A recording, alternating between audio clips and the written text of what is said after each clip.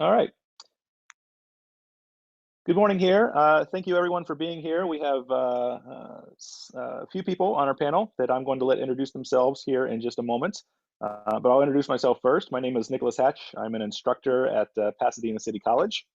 I teach nutrition, but as this is a social and behavioral sciences panel, I won't be talking about nutrition today. I'll just be asking the questions. So first up, we have three wonderful panelists here to talk about social behavioral sciences, and particularly the connection, right, to social justice, as this is a social justice conference. So I know you're looking forward to hearing from them. So we'll just, I'll let them each introduce themselves. Alberto, do you want to go first? Great. Thank you so much for providing me with this opportunity to meet with all of you. My name is Alberto Pimentel. I am actually a professor at Los Angeles Harbor College. That's in Wilmington, California, so not too far from PCC. I've been there for 7 years. This is actually my second year as a full-time instructor at LA Harbor.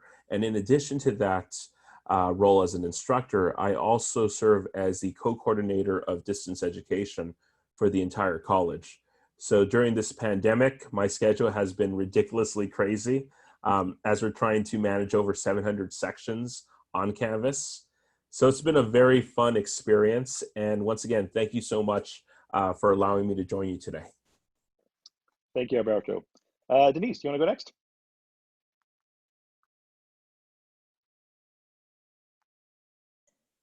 Hi, my name is Denise Motsiamalay, and I'm an adjunct professor at Pasadena City College in Child Development, but my occupation is a child life specialist. As a child life specialist, what I do is I help to normalize the medical environment for children and families. So a child life specialist works with children in traumatic areas to be able to help provide them with coping skills in the medical environment or other areas of traumatic situations. Great, thank you. And Kathleen. Hi, I'm Kathleen Dunn, and I'm a sociologist. I'm a full-time faculty at PCC. This is my third year. Before PCC, I taught at Loyola University in Chicago for a few years, and I really focus on urban sociology, so everything related to space and housing and segregation and policing. And my research primarily has been on immigrant street vending and the criminalization of immigrant street vendors, which I carried that out research on that in New York. Of course, it's a big issue here in LA as well. And did I say it's my fourth year at PCC? Yeah, I'm so happy we're doing this panel. This is great. So, and thank you, Nicholas, for facilitating it for us. Absolutely, I'm looking forward to it. I'm really glad we're doing this panel as well. So we have a really big room full of people. We have about 43 people here, so that's great. That's really great. It's awesome to see all of you here. I thank you so much for being here. Just to let you know how it's going to work, I'm going to, I've got a few questions here that I'm going to ask our panelists. The first three of them, I'll probably let all three of our panelists respond to because it's about their career and how they got there. And then we'll get into a question about social justice and let them talk a little bit about how they see their career connected. And then we'll see how much time we have left over after that. There are so many of you here that if we have a little bit of time at the end, I think it'd be great if we could field some questions maybe that the students who are here have specifically. So we'll see how much time we have for that. And there will be a survey at the end, so I'll leave just a little bit of time at the end, and I will drop a link into the chat box. It's a link to a Google form, and you can use that then to fill out a little survey. And by filling out the survey, you'll be entered into an opportunity for a raffle drawing, so you'll want to be sure to look for that towards the end. All right, let's begin. I think maybe we'll just, for ease, we'll keep the same order. So we'll just go Alberto, Denise, and Kathleen for each of these first three questions. So first question, Alberto, what is your career or career path? And what made you decide on that career? Great, thank you. So I'm a sociology instructor at Harbor. And what made me decide to go into teaching sociology?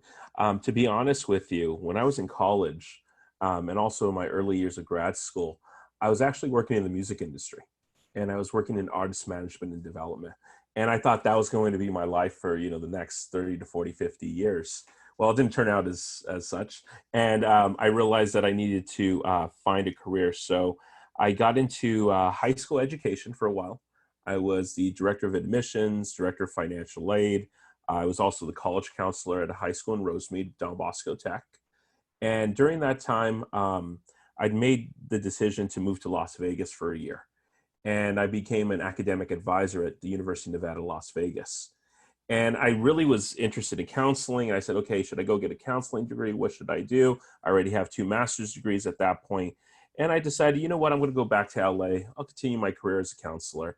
And then within a week of returning to LA, I got a phone call from one of my former professors. And he said, hey, I've been trying to get a hold of you on your Vegas number. I'm glad we connected on your LA number. I have an opportunity for you at LA Harbor. You need to get into the office within the next couple of hours.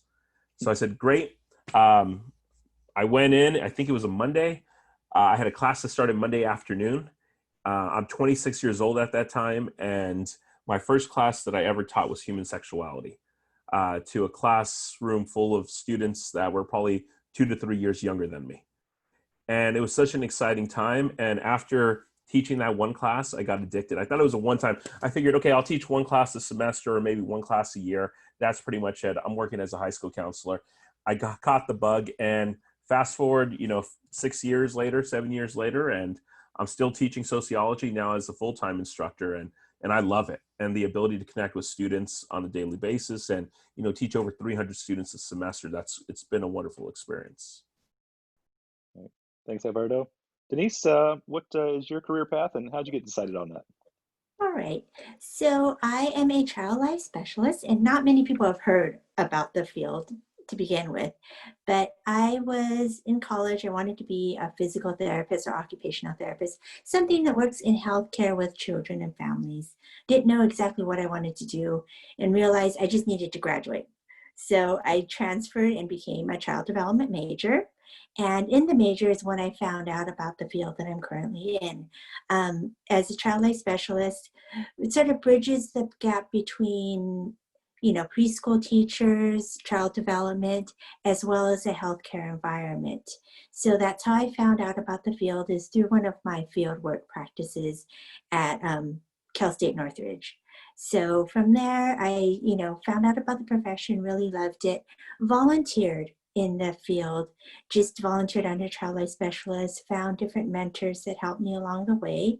And I actually was one of the pioneers in the field, I have to say. The field, the occupation actually started in the late 1950s, early 1960s, but since then it has evolved and has become a certified position. So there is certification that a child life specialist does need to have in order to be a child life specialist. But now the field has really evolved to not only work in hospitals, but to work with children in traumatic situations, such as with disaster agencies and, areas, funeral homes, hospice programs, different areas where we might find children in stressful, difficult, traumatic situations, and utilizing a background in child development to be able to help the children and families cope in the area as well. So that's a little bit about what I do and how I got into the field. And I'm also an adjunct professor at Pasadena City College to utilize my child development skills to be able to, help develop students in learning about child development and how those skills can help children in different areas, mostly preschools, but also other areas as well. Thanks, Denise. And Kathleen, do you want to tell us a little bit about your career path and how you got there? Sure. Just heads up, Nicholas, it's telling me my connection's unstable. So just let me know if you lose me in the chat, or I can hear you. You are a little frozen, so we'll play it by ear. Oh, I am? Should I no, your image is fine. You're back. Okay. I can turn off the video if that helps.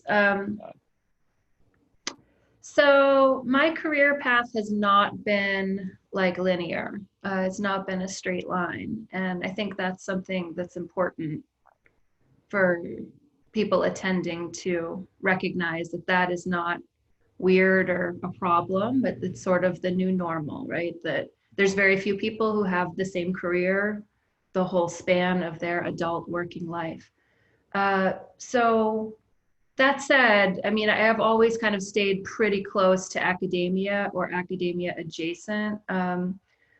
I got my BA in French, and I lived in France for a few years. And my mother passed in my mid-20s, and it just completely changed the landscape of my life. And I moved back to New York. I'm from the East Coast. I started working with some friends who were doing some nonprofit theater, and they were trying to incorporate as a nonprofit theater organization. And I got really into that. And then I started to work for a university outside Boston, and I learned more about the nonprofit world. And they had a master's degree there in urban and environmental planning.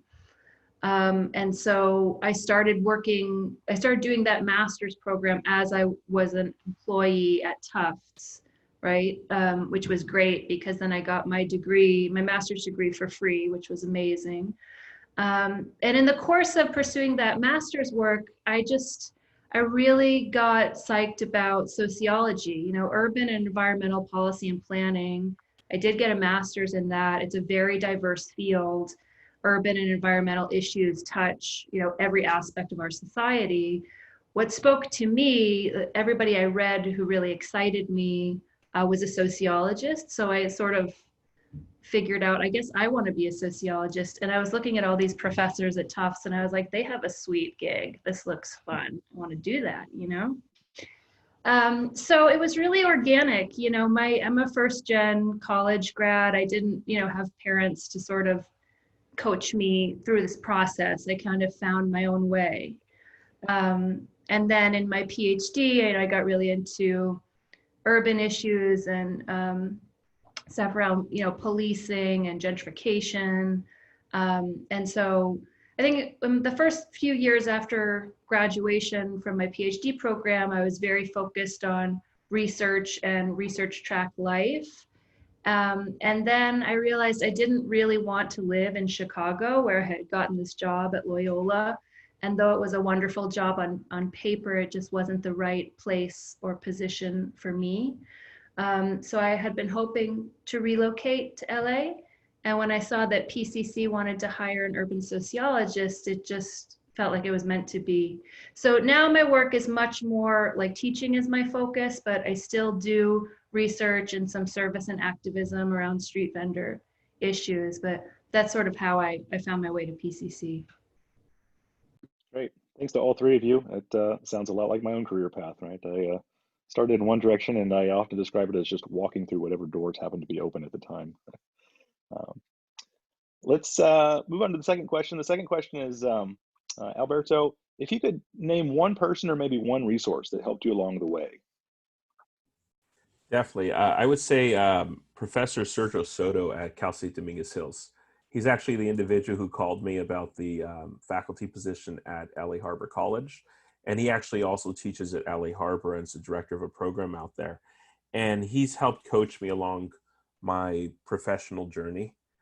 He's encouraged me to sit on committees. So as an adjunct, bouncing between LA Harbor and Rio Hondo College, he taught me the importance of volunteering on committees. So I was able to sit on assessment, I was able to sit on curriculum and about 3 different scholarship committees to enhance my resume. In addition to that, he taught me about diversifying the courses that I was teaching. I was usually teaching human sexuality and introduction to sociology. He said, no, you have to expand. So I started teaching social problems, the sociology of hip hop, marriage and family. And it just really gave me he really gave me this guidance to build up my self-confidence, but also to build up an impressive resume so that when the position opened, 5-6 years into my career, I was qualified enough to secure that full-time position. Yeah, I understand that. Denise, is there any one person or resource that helped you along the way? I don't know if there's just one person or resource along the way, but what did really help me is volunteering in the field. So finding out what you like, finding out if there's volunteer opportunities out there, because that really helps you to build the connections, building, the resources, finding different mentors along the way, somebody that works in the profession that can tell you what the profession's like to guide you along the way as well. So I think volunteering really helped me decipher what I wanted to do. Right. Another way, kind of like Alberto, of getting experience and diversifying. Great. Kathleen, anything to add to that about something that helped you along the way? I think so many things, certainly some influential professors who really, made me psyched about the topic, but really deciding to become a PhD in sociology, it was pretty directly. I read an article about kind of global urbanization, and it was an early draft of the Mike Davis book, Planet of Slums. And I was getting a policy degree, and I read about the scale of slumification all over the world, and I just recognized, okay, like no amount of policy can intervene in this process. And I became really interested in understanding like the deeper causes and mechanisms of this huge social force. So that was like the sort of intellectual turning point. I would say in terms of, I think our career path is really shaped by the people we meet. And so to that end, I would say to recognize that there are like differences between gatekeepers, advisors, and mentors, right? That anytime you decide to get on a path that's going to be a long path, that's going to have a lot of different steps to it, you have to sort of accept that, not everybody's going to hold open the door, and not everybody's going to give you a hand up, and that's okay. And to not be dissuaded by that, and, sometimes you're assigned an advisor, right? And sometimes that advisor turns out to be a mentor, but more often than not, they probably won't. They can help you with information and help open doors and connections to other people. But I think the most special thing to find is a mentor, and, you can't really force it, and it's pretty magical. But when you feel a connection with somebody who like you get them and they get you, and you maybe look up to them, admire them, want to learn from them, and they make time for you and space for you, that is like a magical thing. And I've definitely had a couple key mentors that were unquestionably turning points, but they are like few and far between. So it's important to recognize how special that is, like when it happens, I think. Yeah, that really resonates with me. I appreciate you saying that. I turned 41 this year. I have a PhD. I'm, maybe in the job that I'll have for a while. And I feel like I'm only just now finding my own mentors. So you're absolutely right, I think, in that it can't be forced, and it is special when it happens. I appreciate that. Let's turn to the next question. There are a lot of professions within social and behavioral sciences. So maybe as you all respond to this one, think maybe not just about your own profession, but others that you've kind of seen or maybe tested out or thought about along the way. And what sorts of requirements are required for those professions? And are there maybe some alternative pathways that you want to highlight within this field? So Alberto? Definitely, thank you. So as I mentioned before, I was a university advisor. I was also a high school counselor. Now, I approached high school counseling from a much different route. I don't have a counseling degree. And the way I did it was I decided to go work for a Catholic high school. And with the Catholic high school, basically all you need is a bachelor's degree and get someone to co-sign you to fulfill that position. And I was able to build my knowledge of counseling. I was able to build an extensive and all-inclusive college counseling program, from launching a college tour program to having college fair with over 100 universities to 97% of my students going to four-year universities. And I was able to do that because I came from a different direction, right? I was not stuck to the traditional, follow this textbook and this is how you provide counseling. I had to learn it along the way. Now, I don't recommend that path for most people. Typically, from a counseling perspective, you're going to need a counseling degree, a master's degree in counseling, perhaps a PPS credential. For the field of sociology, it's really a master's, but they prefer a doctorate in the field of sociology or related fields. Teaching experience, involvement. I know that on the hiring committee, when I was going through my interview, they asked questions about student retention, student success. What does that mean to you? How would you define that in your everyday activities? Now, as far as I'm looking at the second part of the question, what does my day-to-day look like? Well, my day-to-day has changed, as with all of us, right? But prior to COVID, basically what I would do is I would teach from 8 a.m. till noon, Monday through Thursday. Then from noon to about 1, noon to about 1:30, I would have my office hours. From 1:30 to 3, I would go to a committee meeting. From 3 to 4, I would go back to my office, and I just launched a program with USC called the Higher Education Leadership Empowerment Network. It's called Helen. It's a leadership program for community college students, and it's actually taught by President Emeritus of USC, Dr. Cial Max Nikias.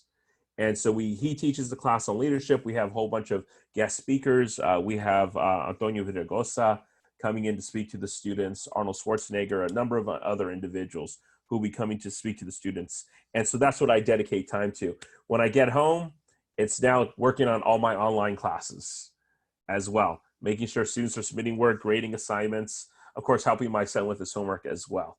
And so it's an exciting career. It's an exciting day. It's never dull moments because you never know what type of interesting questions are going to come about during your office hours. For sure. Talking about your day to day, I right, used to go to one building for this committee meeting and then one building for that, and then you're in your classroom, and now it's like I go to a Zoom session, and then I move to my recliner and I go to another Zoom session, and then I go back and sit on my couch and I go to another Zoom session.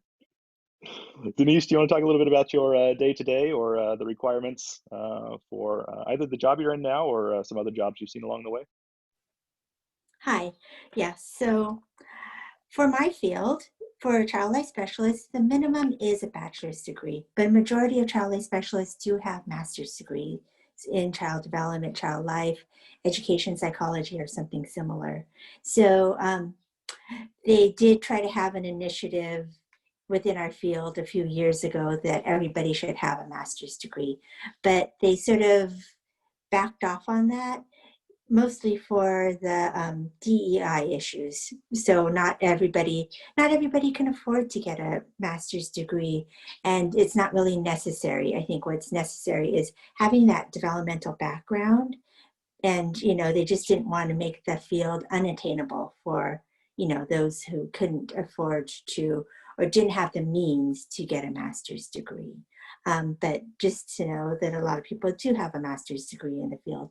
There's also an 800-hour internship, which sometimes scares off a lot of students, knowing that you'll have to have an internship. And unfortunately, our internships are unpaid. So that's always a big factor in keeping away new professionals as well. But, I think in sticking with it, there are lots of gains in the field as well. And as I mentioned, we're sort of not only in the medical environment, but I think traditionally people are thinking when children are in stress, they think about the ill child, the child that's hospitalized, the child that's going through medical treatments as somebody that is, that is experiencing those traumatic situations. So, that's basically what the educational and certification requirements are. And, in addition to the 800 hours of internship, after that, there is an examination that child life specialists do need to pass. And, there's never the same day to day. We never have the same day to day. From one day to the next, things really change because basically, we work in the environments that we work in, whether it's a hospital or if you're out on the field at a disaster agency, nothing's going to be the same. Within the hospital, child life specialists might be specialized in working in the operating room or in the emergency department or just on the regular pediatric ward to working with children of adult patients as well. So everything's always different every day. COVID hasn't affected us. We're not working from home. We're out in the hospital. We're out in the field, So yes, there are risks, the same risks that other medical professionals are experiencing. Fortunately, unfortunately, I'm not too sure which is the best way to put it. Children aren't as affected in the medical environment as adults are. So we haven't had too many COVID cases. So, that's something to, think about as well. But, it does limit the things we're able to do with the children with adult patients.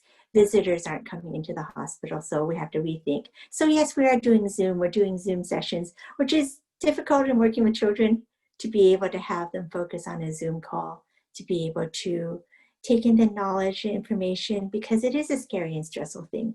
And it's easier to shut off a screen and walk away when you're not there in person. So, those are some of the things that we need to take into consideration. But we're trying to be creative in having group sessions so the kids can see each other within the hospital, different things like that as well. So sorry, sort of diverted off of, some of the questions, but that gives you sort of a sense of our day-to-day is never the same, and the types of things that we do as well. Thank you, Denise. I appreciate those insights. Kathleen, anything to add about day-to-day within your area of specialty and requirements to get there?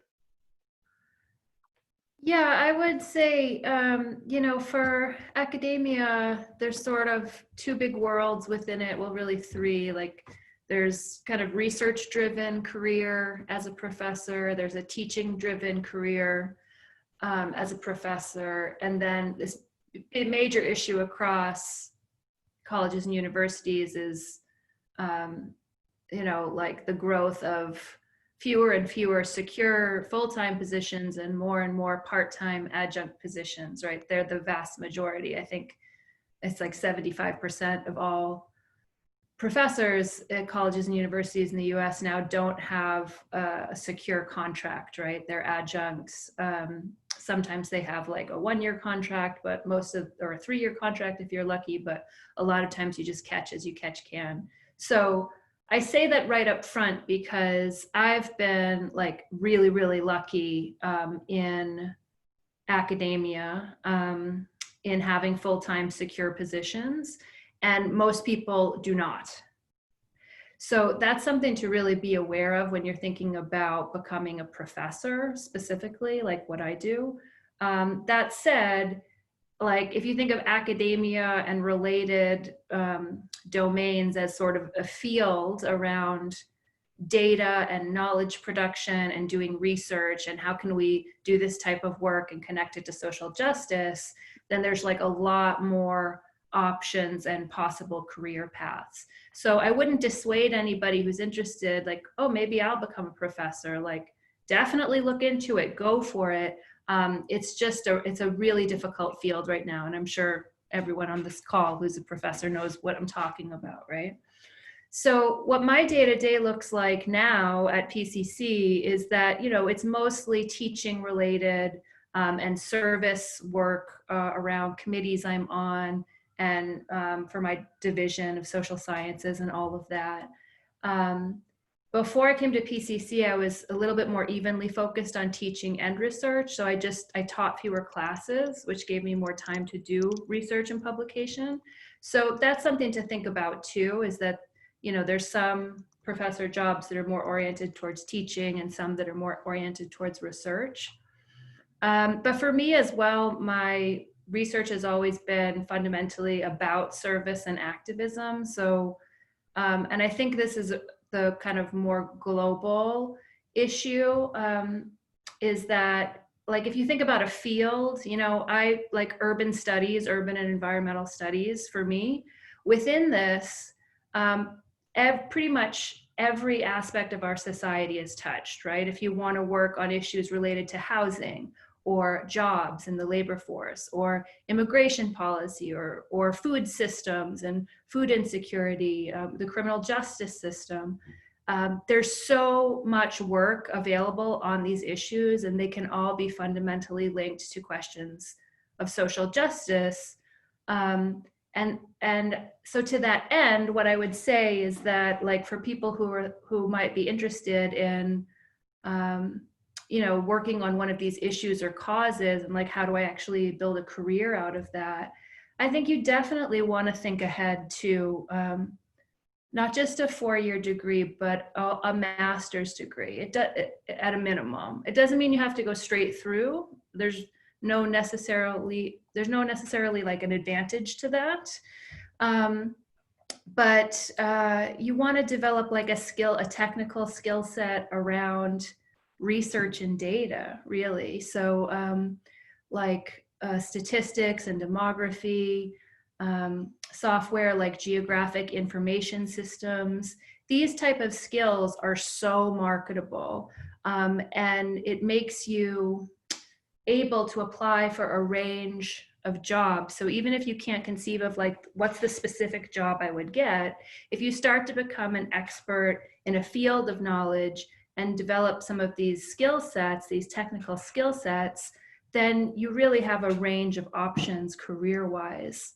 I would say throughout the educational process and certainly, after it. Thanks, Kathleen. You kind of touched on that point that Alberto and Denise made earlier about kind of diversifying your experience. And for sure, the adjunct struggle is real, and I appreciate you bringing that up because it's an honest part of the teaching life, right? And a lot of adjuncts end up maybe working in different fields, and having that diversity of experience is really helpful for helping you find those positions and maybe ultimately that full-time one as well. But it is a very real aspect of that part of the life.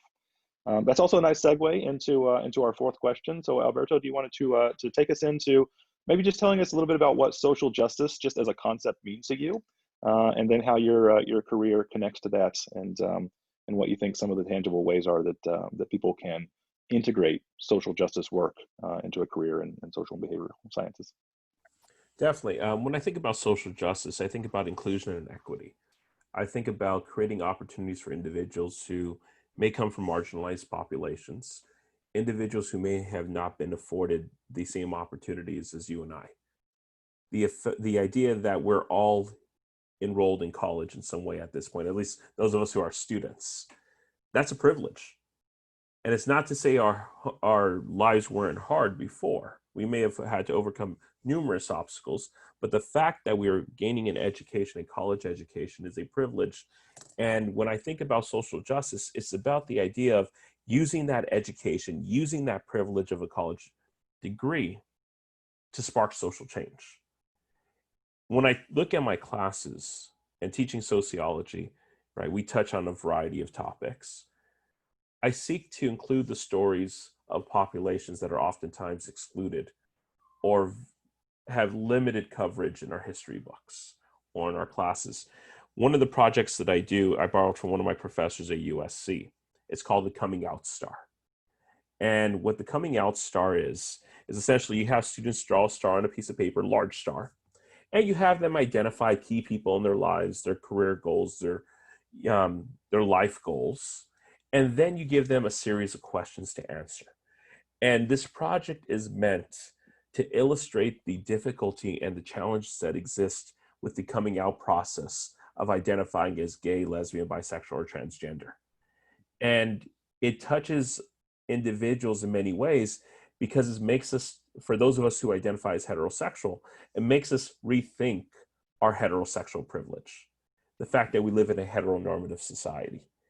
And when I think about social justice, I may have had a student who was not committed to the LGBTQ community, who didn't really understand the struggles of the LGBT community, but now it's become personal, right? We talk about, I just gave a lecture last week on defining white supremacy in American society and what that looks like. We are privileged in the sense that we live in Los Angeles County, or we live, Pasadena, wherever it may be. We enjoy a tremendous amount of diversity. It's not to say that these white supremacist groups don't exist. We just may not see them too often. I live in Montebello. I grew up in East LA. I never saw that. But that doesn't necessarily mean it doesn't exist throughout the United States.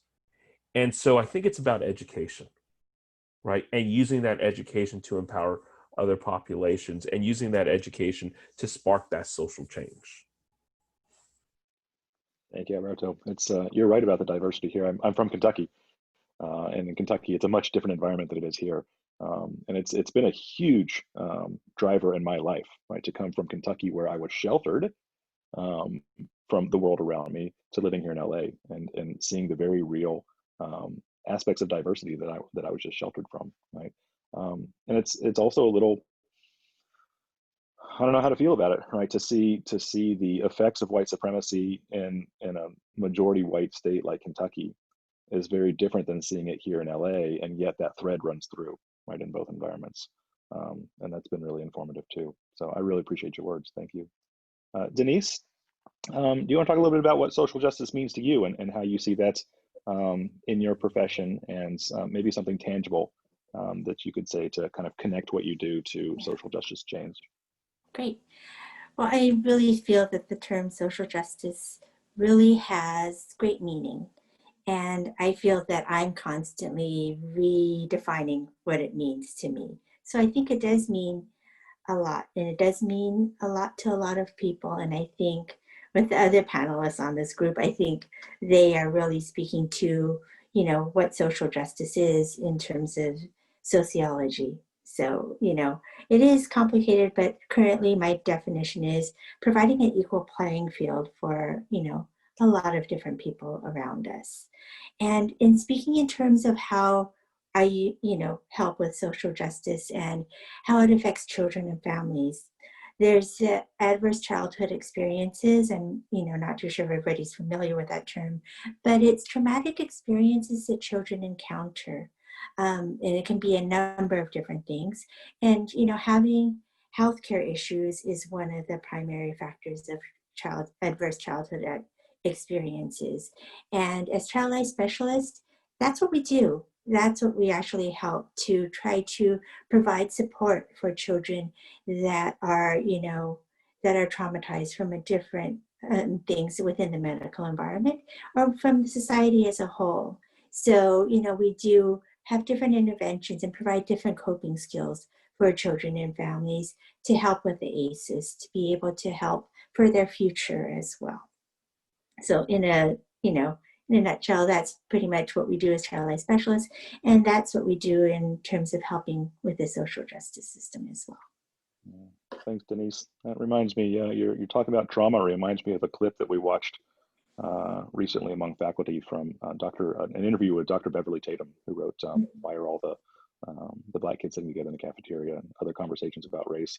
And she did an exercise in that interview where she just said, what was your first experience? Just raise your hand if you had an experience.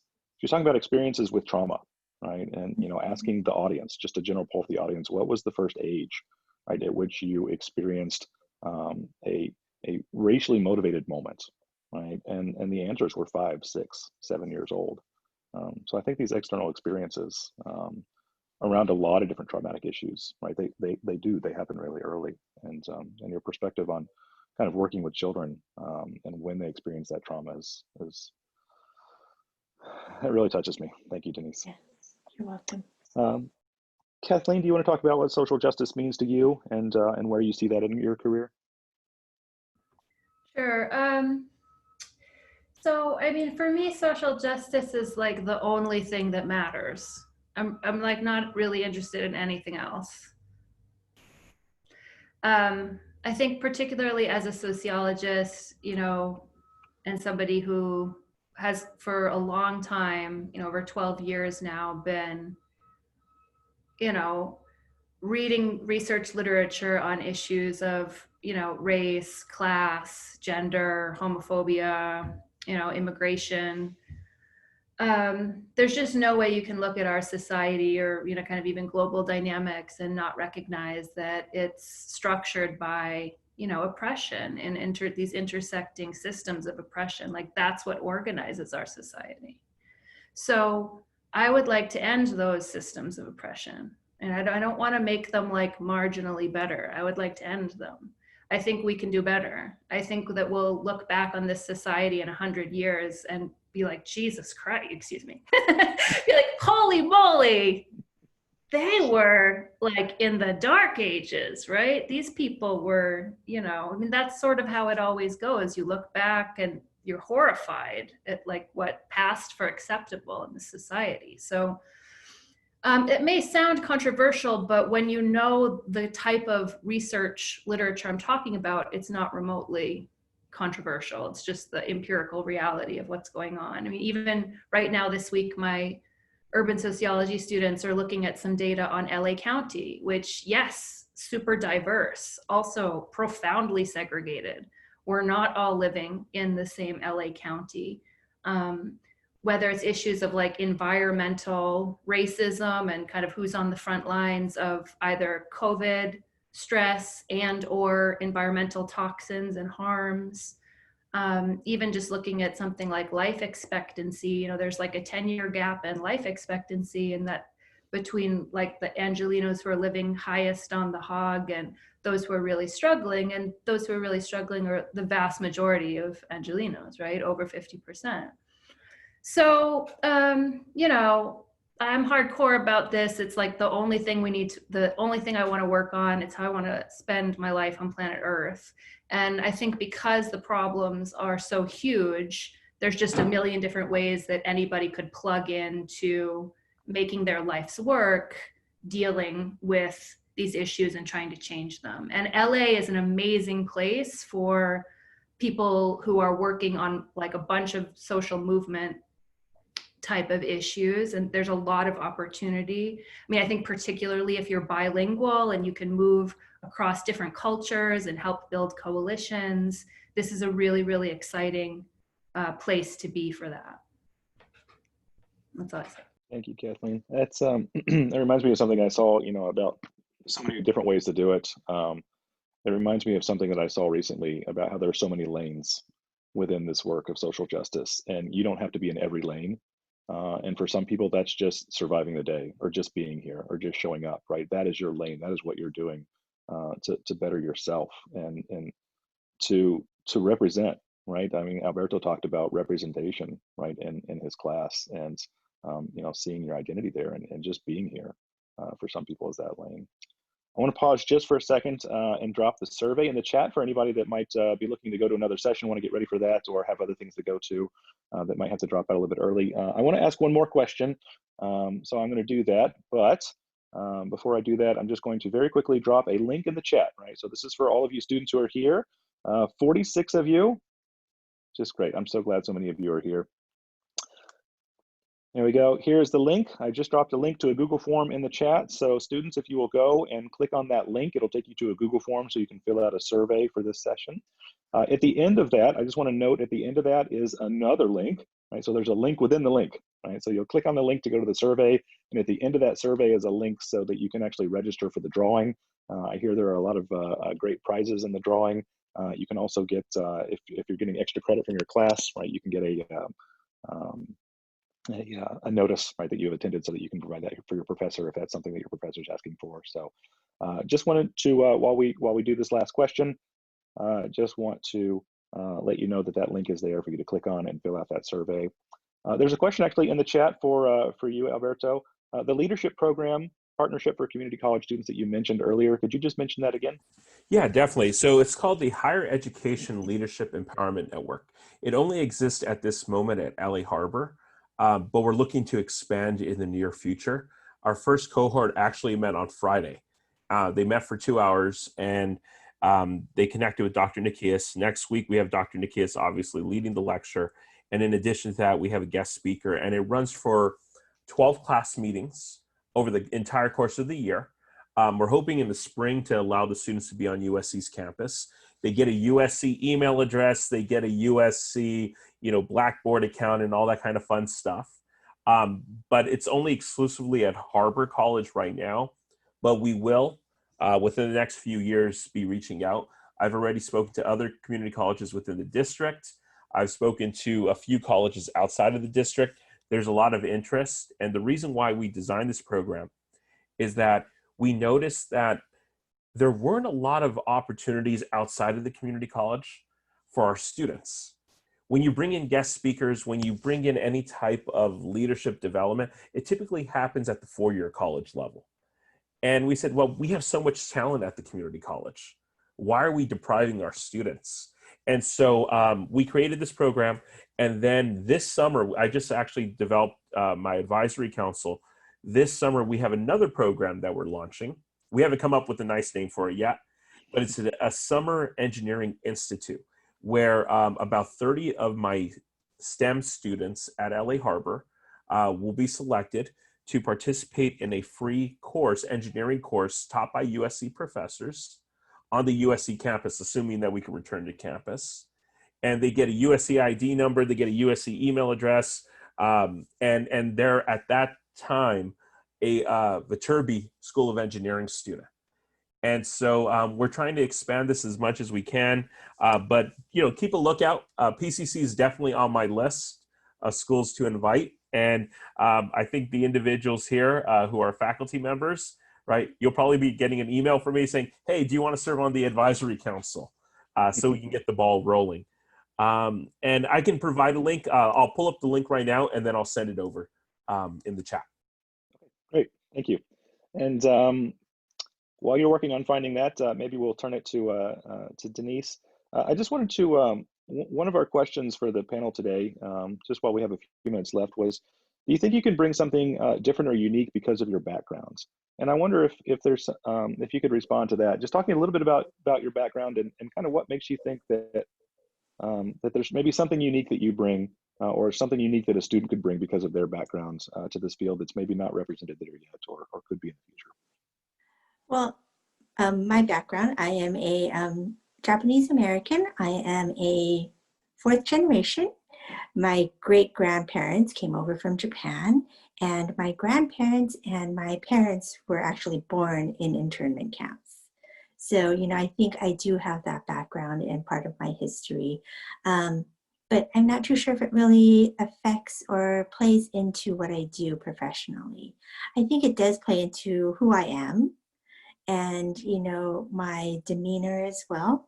Usually people think about the child life specialists as being the cheerleaders, the one that's are peppy and have to get the kids up and going, but it's not always about that. It's always being the calm person in the room to be able to provide that calmness, somebody that the children know is who's there just for them. And it's an experience also to be a child life specialist. And it's a different perspective than the therapist. People or doctors and nurses are making them do things that they don't necessarily want to do, but we can be their friend or our ally in the room. So, I think just my, personality really fits well with providing that calm demeanor for the kids. So don't really have an answer for that question, but hopefully I answered it. Well, I love what you said, an ally in the room, right? That's such an important thing to have, right? No matter what room you're in, to be able to look around and find somebody who's an ally.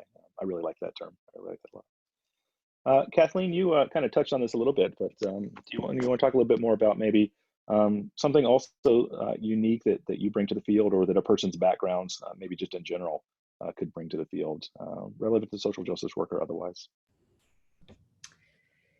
Yeah, I think for me, I would say for me as a professor and why I do the work that I do and why it's important to me, I mentioned that I'm like a first generation college grad from my family, and I'm the youngest of 8 kids, and it was just a big crazy family, and there were a lot of problems and violence and issues within that. And so when I was a kid, school was very literally like the only safe place in my world.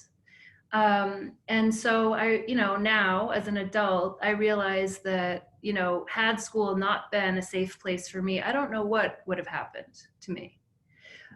So I also realized that for a lot of students, school is not a safe place. They experience racism, they experience homophobia, they experience racial profiling, criminalization. So for my part, it's really important to not do that with my students. And I just really feel how much education changed my life for the better and opened my life into this world I literally could not have imagined, even when I was undergrad aged, like 18, but certainly year old, So I think just, I also am a queer person and grew up in a time and place that was not cool with that. So I think experiences of marginalization or trauma, the flip side of that is that it can make you really a smart observer about what's going on, and you can really use that empathy and that to connect with other people and try to build the world we want to have, which is so necessary, right? Like, how do we build the world that we want to have? And, you know, it has to begin from a place of connection and love and empathy and seeing everyone and valuing everyone.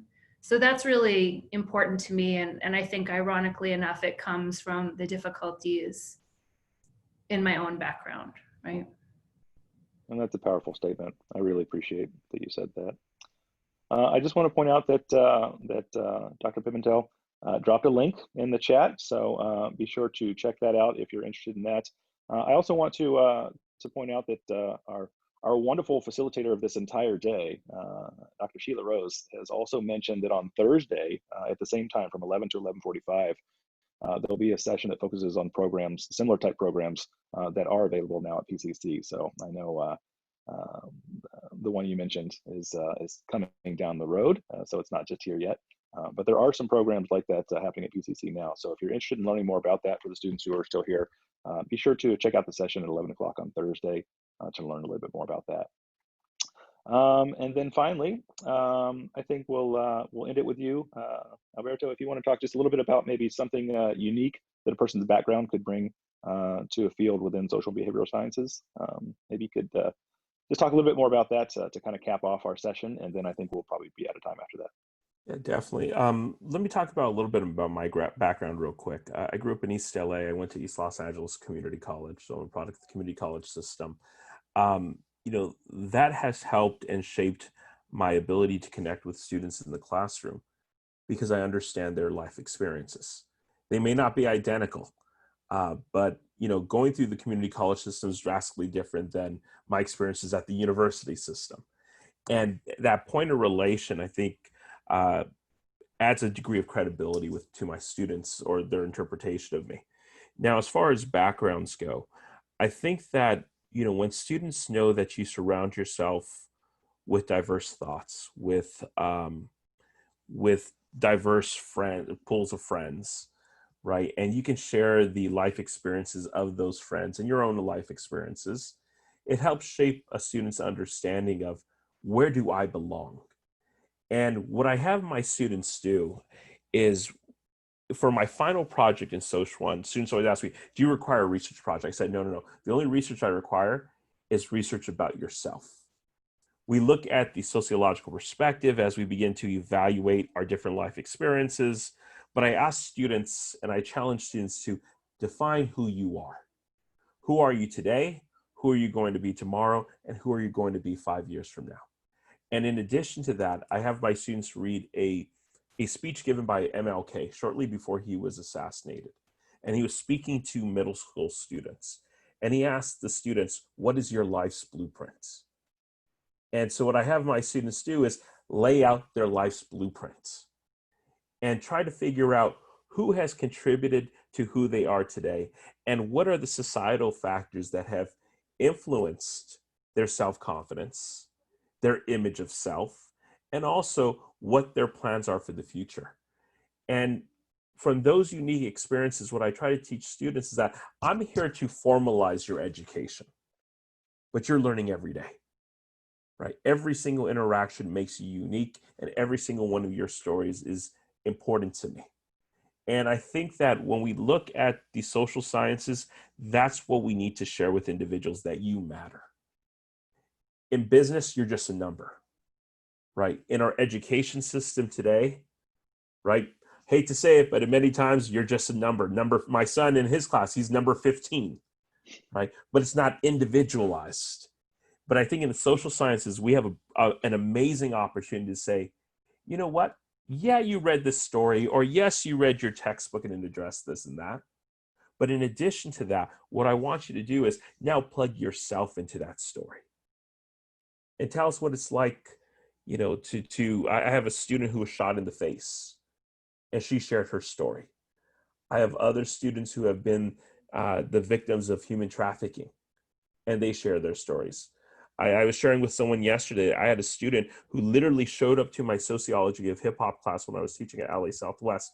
Her baby boy, who was probably 3 years old, had just drowned in the swimming pool the night before.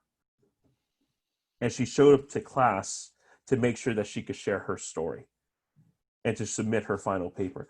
Those are the type of students that we have at community colleges, and those are our future leaders that are coming from community colleges. So I just want to thank everyone for being here today, because your presence here today shows your willingness to be a leader and your willingness to have a positive effect on our lives as instructors and moderators, but also on the lives of your classmates. Thank you.